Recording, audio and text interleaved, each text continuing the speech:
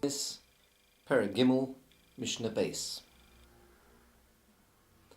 This Mishnah discusses further examples where we don't have a series of fasts which are progressively becoming more severe, but we immediately start with the most severe of the fasts, as mentioned in Perek Rishon.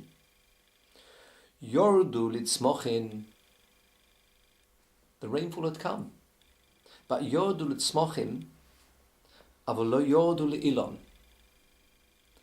The rainfall was good for the crops, the herbs, vegetables, which means it was light rain, but not sufficient.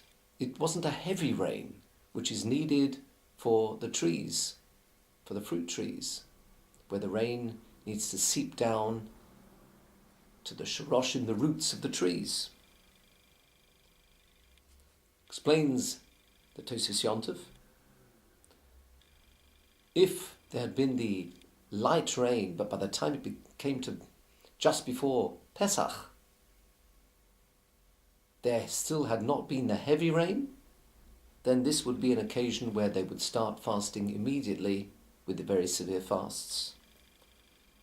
Similarly, le'ilon v'lo litzmochin,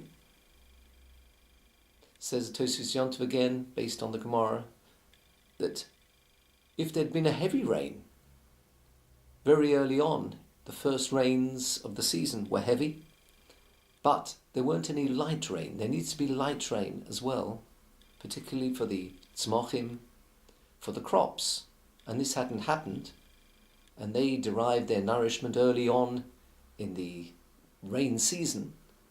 If that has happened and the rain had stopped after the first rainfall, then immediately there would be the severe fasts because the crops need that light rain.